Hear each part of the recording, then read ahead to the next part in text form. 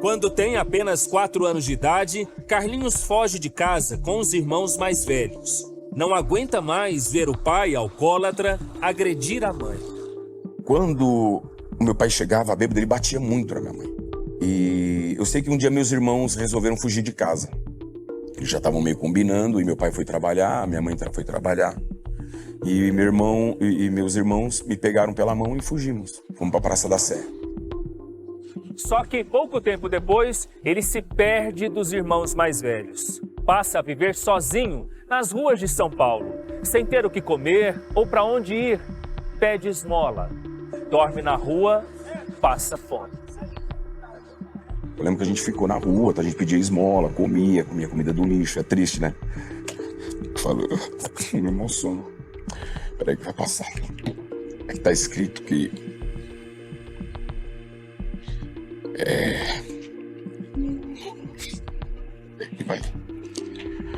Tá escrito que o justo nunca vai passar fome. Que é honesto, justo, verdadeiro, do bem. Nunca. Então eu comi comida do lixo. Era comida limpa.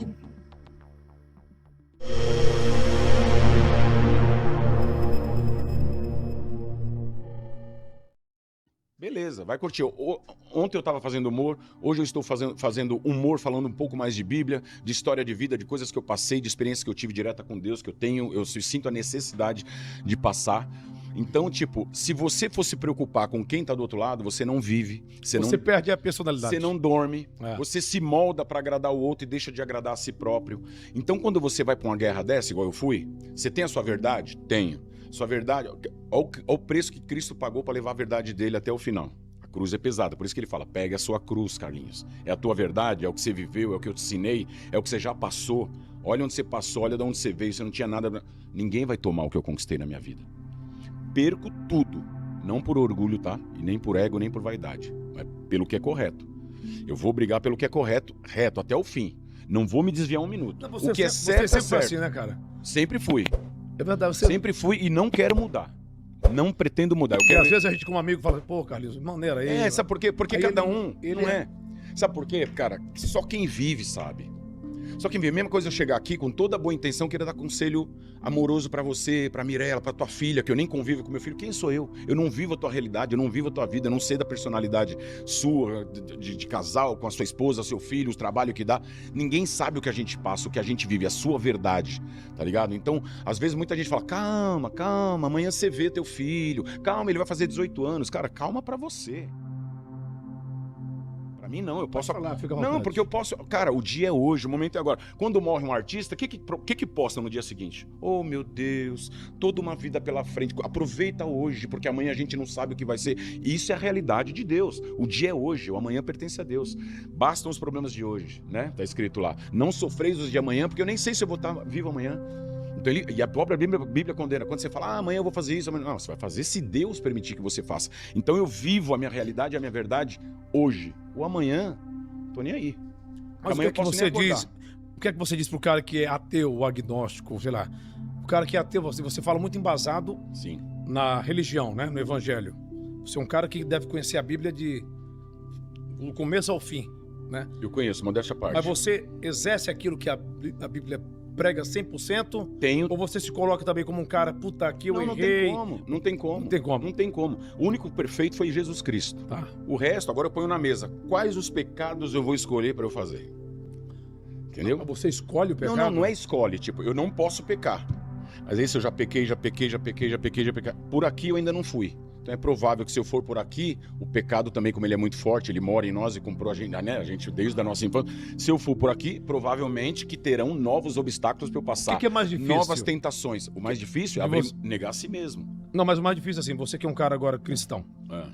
Você falou que às vezes fica em jejum, né? Sim, eu faço direto. Propósito. Explica pro pessoal que não entende muito bem o que é o jejum e por que você faz o jejum. Eu vou explicar no meu ponto de vista. Tá. Tem um jejum bíblico, tem um jejum que várias pessoas dão conselhos e tal, e tem o jejum que eu fiz, na prática. Eu fiz jejum uma vez de 24 horas, quando eu morava lá no meu outro apartamento. Depois eu fiz um de 3 dias. Fiz Jejum de quê? De bebida, comida, de sexo? Vai lá. Eu coloco tudo, sem piada. Não coloco tudo. É porque eu tô... É sem piada já fazendo piada. Não, né? você pode falar o que você quiser piada, eu tô Não, só ouvindo. entendeu? Como é que é esse jejum para o pessoal entender? E qual o propósito? Quando eu jejuo e faço quando eu jejuo, eu faço propósito. Eu tiro sexo, eu tiro bebida, tiro festa, tiro loucura, tiro masturbação, tiro mulher, tiro comida 100%. Fico só na água, leitura e oração. Só na água? Água, leitura e oração. Quantas horas ou quantos dias? Então, eu fiz um dia, quando eu morava lá no outro apartamento, depois eu fiz 3. A primeira vez que eu fiz 3 dias, depois de uns 5 dias, eu tava mal, porque tinha acabado o pânico, processo pra caramba, não via meu filho e um monte de coisa, só minha família, o caramba, tudo que é de ruim, você tá no momento bom. Nesse momento você perdeu essa... Não que você perdeu, vai. Né? Passou essa fase aqui, você volta para um momento de fragilidade. Você fala, mano, e agora? Você começa a lembrar, pô, você não vê seu filho, você tá numa luta, processo, estão querendo tomar suas coisas, papapá. Você começa a fazer uma soma, você fala, mano, Senhor, é o seguinte, se o Senhor não me ajudar, eu vou fazer o que eu nasci para fazer. A minha história de vida, você sabe como é que é. A mesma vontade que eu tenho de viver, que eu tenho de falar de Deus para as pessoas, que eu tento mostrar caminhos baseado na experiência de vida que eu tive, experiência de vida com Deus pessoalmente, experiências que eu estudei e tive revelação na palavra, é muito diferente, entendeu? É muito diferente, porque a palavra é loucura mesmo para quem tá falando. Então o jejum, cara, ele faz o quê? É como se Deus só fala com a gente através do sofrimento. Eu tava falando que uma amiga minha ontem, ela tá mal, ela falou, mas será? Eu falei, eu tô te afirmando, é só através do sofrimento. A Bíblia, do começo ao fim, ela fala disso. O tempo todo. Esperei com paciência no Senhor, sempre esperar com fé, espera no Senhor e confia, não perca a esperança, sabe? Então, é sempre no limite da dor ali. Então, o jejum que eu entendi quando eu tive uma... Acho que eu te contei isso em off, né? Que eu tive uma experiência de arrebatamento. A primeira vez que eu fiz de 3 dias, meu espírito saiu do corpo. Papo de noia. Não, eu só te ouvido, fala aí. O espírito saiu do corpo. É sério, vai lá. O espírito saiu do corpo e meu corpo fica. Só que quando o espírito sai, é o Espírito Santo, que você nem percebe. Isso tem um nome agora que não me vem à cabeça. Tem um nome aí, depois pode até passar. Pode. Tem um nome aí, cientificamente, também. Agora. Metanoia. Chama-se de... tive uma metanoia. Tive uma viagem astral. Tive uma experiência fora do corpo. Na internet, se você colocar, você pode digitar como EQM, que é a experiência de quase morte. São pessoas que já tiveram em coma, pessoas que bateram um carro, pessoas que perderam um filho e o filho voltou falando coisas que sua mãe e o pai sabiam. Ou seja, ali você tem a certeza, primeiramente, você tem a certeza desse mundo espiritual, da vida após aqui, que a gente é só um corpo, um templo sujo, podre, cheio de mentira. E quando você sai em espírito, você sai em amor. Em amor, você sai já chorando. Você pede perdão por existir, pra você ter noção. De tão sujo que você se vê. Porque você, falando assim, você não tem noção do pecado. Você tem noção que você peca, mas você não sente a carga do pecado, o peso, o trauma, a dor, o mal que esse pecado te faz. Em espírito você sente. Por isso que a Bíblia fala que um dia todo joelho se dobrará e toda boca confessará que Jesus Cristo é o Filho de Deus. Porque nesse dia na minha casa, cara, eu já reconhecia Deus. Se eu chorar, você me emociona. Não, se eu chorar não. Você sempre, cara. Se eu me emocionar, você me desculpa. Você falou que não se preocupa com a opinião dos outros? Não, então eu não me preocupo. É porque assim, quando eu falo de Deus, muito de Deus, da minha família, da minha história, eu acabo me emocionando.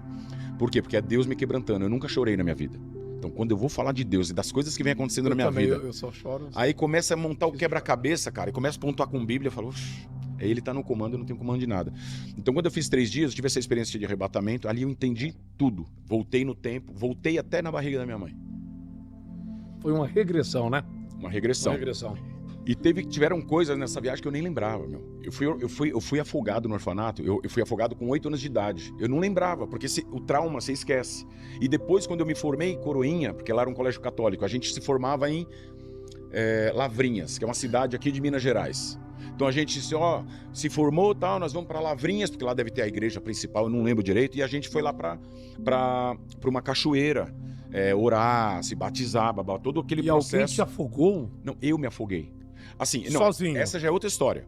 Foi na piscina, eu tinha 8 anos. Quando eu voltei lá como coroinha, eu devia ter 11, 12 anos. E eu fui entrar no lago, onde tinha cachoeira e tal. Eu não sabia, acabação, né, meu moleque. Peguei, entrei na cachoeira e me afoguei. Aí eu vi de fora, eu só com a mãozinha aqui, só que aí comecei a lembrar de tudo.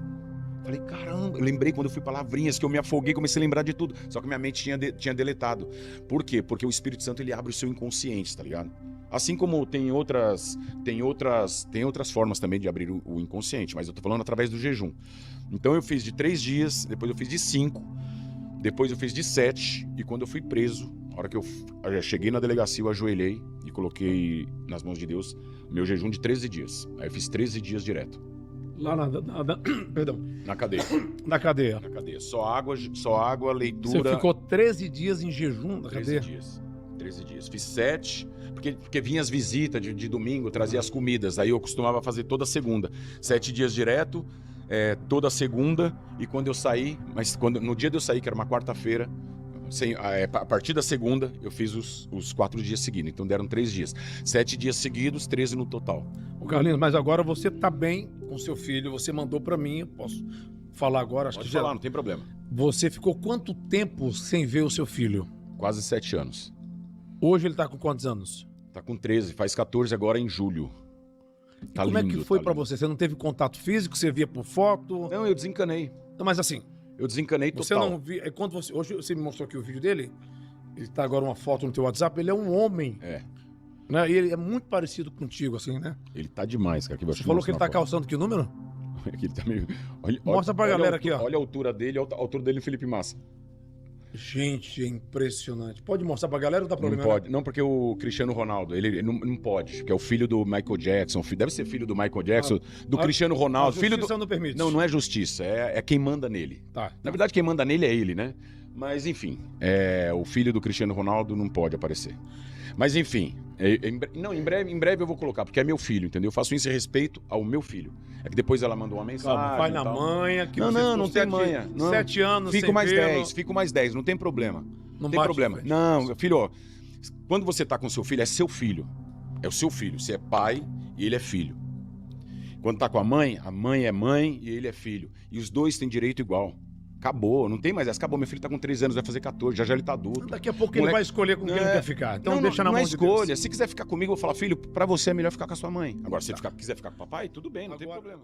Obrigado por ficar até aqui. Inscreva-se no Estilizado e ative as notificações para não perder nenhuma novidade. A gente se encontra no próximo vídeo.